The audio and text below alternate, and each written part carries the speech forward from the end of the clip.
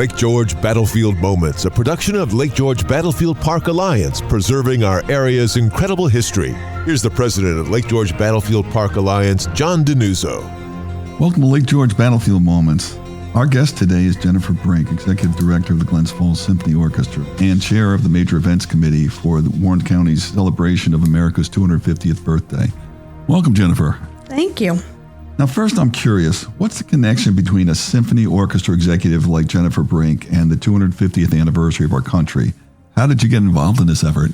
Well, I have to give credit to Margie Mannix, who is just a wonderful person and also is the Lake George town historian. She had read an article about a couple years ago about the symphony's concerts where we go out into the schools, including in our region and then up into the Adirondacks, et cetera.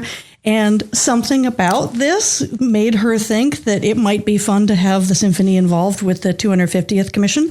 So she invited me to a meeting, and then I went and met all these new and interesting people who were doing all of this work to commemorate the 250th. And I've just sort of planted myself and been there ever since. Wow, and you've had an impact, no question about it. Why don't you tell us about some of the major events Warren County is planning to commemorate the 250th anniversary of America? Even prior to joining the commission, the Glens Symphony has a long tradition of commissioning new works or co-commissioning new works along with other orchestras. We're a very small orchestra when compared to the New York Philharmonic or other large orchestras, and so commissioning a new work from a living composer, especially one of Pulitzer Prize winning or whatever, can be out of our price range, but what we often do is put together a consortium of small orchestras, and together we'll commission a work. Well, we had already kind of taken the lead on commissioning a work from Chris Brubeck, who is the very talented son of famous jazz musician and composer Dave Brubeck, to have him compose a work for the 250th commemoration. And so we had already had that in the works. So that was one of the things we were already working on. That work is called Canons of Freedom, and it kind of is a play on words on the term canon in music, which is sort of like a round, like row, row, row your boat is actually a canon, strictly speaking, using theory language, and then also obviously the canons of the Knox expedition. So we'd already been working on that. And then the symphony is this coming year in 2026. This will be the 25th year of our July 3rd Independence Day concert at Crandall Park. And this is an enormous public community-wide event where we do a concert and there's an antique car show and there are fireworks and there are all the kind of trappings of an Independence Day celebration, but we also honor our veterans and we have sing-alongs of patriotic music and all kinds of stuff like that. So it's kind of built into our DNA to be a part of the public commemorations of things that are benchmarks or milestones in our history. So that's kind of became a natural fit. Interesting. Now, when do we get to hear Chris Brubeck's commissioned piece? Well, there are actually two opportunities. So the world premiere of this work will be at the Glens Falls Symphony's season finale concert of the 26-27 season. That's on May 3rd of 2026. And that concert is called American Portraits, and it has all American composers. So William Schumann, Gunther Schuller, Joan Tower, who is a contemporary living composer, Duke Ellington, Aaron Copland, George Gershwin, and the Chris Brubeck piece. So that's like the official world premiere is at the formal symphony concert season finale. And then on July 3rd of 2026, we will be performing the piece again in the context of the big, thousands of people out in Crandall Park kind of public celebration. So fantastic. Now, how many other orchestras are part of the consortium that developed or funded? Well, that's a good question because I brought up consortiums before, but in this particular case, we just jumped in and have commissioned this work from Chris Brubeck. Chris Brubeck is a friend and colleague of our music director, Charles Peltz, and we've done a commission of a work by his before, about 10 years ago, and it was just fabulous and amazing, and that was in the 70th anniversary of the D-Day landing, so it was kind of there were French jazz musicians, and it was a whole amazing thing. And so we just thought, well, this is our year. Let's really take the lead. And we've invited other smaller Northeast orchestras to jump in if they would like to. And so Waterbury, Connecticut, and there's some other orchestras who have jumped in after the fact. But we just decided this is too important. It's a very special date in history, and we want to just be there and have this commission and do a world premiere. So super. Okay, so take you out of the music arena first for another question. I know just a few days ago there was another colonial dinner that the commission sponsored, but what do you have planned in 2026, the calendar year, other than Chris Brubeck? Yes. The thing coming up the soonest from now is a trio of events. These are the Knox expedition events that are, you are very deeply involved in. And there are 3 components. So at 3:00 I don't know, maybe you want to comment on these, but at 3:00 there'll be a kind of a reenactment there on Lake George, and there'll be some musicians there. Keep going. So that is an event for the public right there on the lake, and Knox will be there, and we'll have a fife and drum there, and there'll be some proclamations and some readings and some draft horses and all kinds of things happening that are really special. And that's for the public, and it's free, and it's kind of an interesting educational event. I'm very much looking forward to that. Then at 4:30, there is a cocktail reception with incredible author Rick Atkinson. I think that's already sold out, but anyway, there is an event. Close. A few tickets are left, but okay. Close to sold out. All right, great. And then in the evening at 7:00 at Lake George High School, Rick Atkinson will be doing an author event. He'll be talking about his latest work, and people will be able to ask questions, and there'll be some symphony musicians playing music of the period, as people walk in. And so, there's going to be a whole series of things. I don't know if you want to flesh some of those out since you're so deeply involved. We've talked some about it already. I know you're a regular listener to the podcast. We'll talk more about it as the date gets closer. I want to talk to you about the gala. I know that is one of your brainchildren, I guess. Tell us about it. So on April 11th of 2026 at Fort William Henry will be what we're thinking of as the signature event that launches all of our region's 250th events.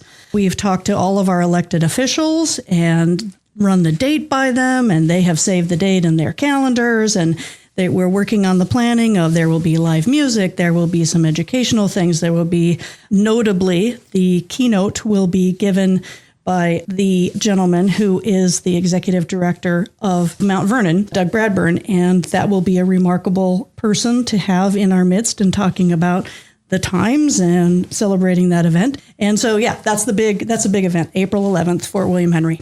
We want everyone to be there. Fabulous. Okay, now let's get back to music. Here's a question from a non-musician, although I do sing in the shower. By and large, are many professional musicians interested in non-musical history? I mean, I know Charles is, and you are, but how about the rank and file cellist? That's a really interesting question because on the one hand, and I say this as a classical musician, my parents are classical musicians, this is my world. Classical musicians are by and large nerds. And so they tend to be nerdy about lots of things. And anybody who is really obsessed with learning how to perform in the style of something that was written 350 years ago is probably a person who's interested in preserving history and a person who's interested in cultural and social history. And yes, I would say there's probably a healthy proportion of classical musicians who are interested in non-music or non-artistic history.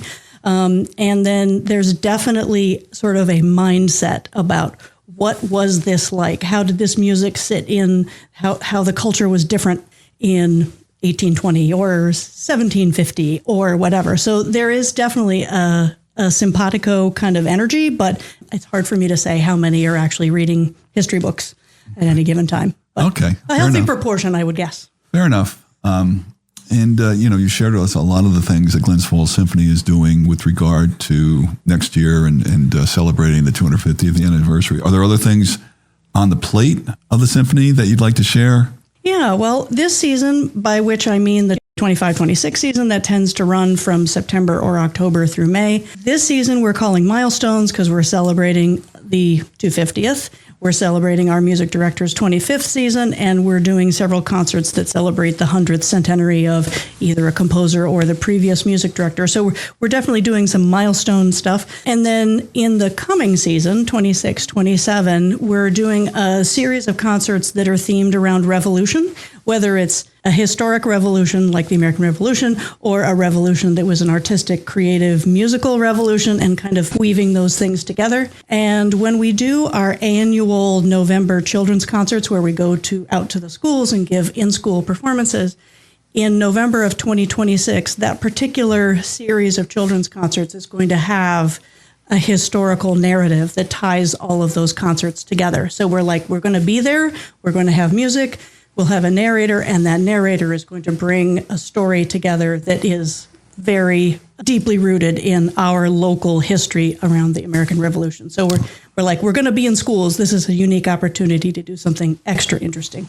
Well, I love the symphony. I love the fact that a community the size of Glens Falls has a professional orchestra. There's probably not many of Glens Falls' size that has its own orchestra. Is that right? No, that's very true. As far as we know, Glens Falls is the smallest city in the United States to actually have a fully professional symphony orchestra. So yeah, it's kind of a unique thing, and we love it and cherish it and try to share it with as many people as possible.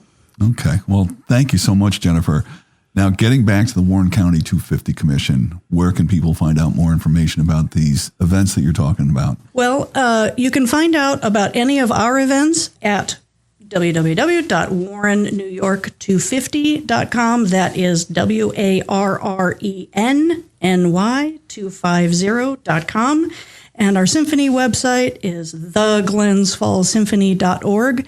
And I'll also add that our marketing and PR committee is gathering resources and connecting with all kinds of organizations in our region and working on becoming where the WarrennNewYork250.com website becomes a central place where people can go look and find, what are some 250th events on this weekend where we're going to be visiting or where our family will be visiting. So we're hoping that website becomes really kind of the gathering spot where people can really find out not only what we're doing, but what everyone is doing. Fabulous. And I must say, as you described Margie Mannix recruiting you in turn have recruited a lot of people to bring their talents and skills and energy to the Warren 250 Commission that we did not have previously. Well, it's been a delight. And it's also been a way for me to meet some of my colleagues who I work with, say, on the Glens Falls Arts District or doing various events, and to get to work with them in the 250th context. I learn more of how brilliant they are, even in ways I didn't anticipate. So yeah, it's wonderful. So thanks for the opportunity. Great. Well, you're a terrific community resource, and we thank you for coming on this show, Jennifer, and look forward to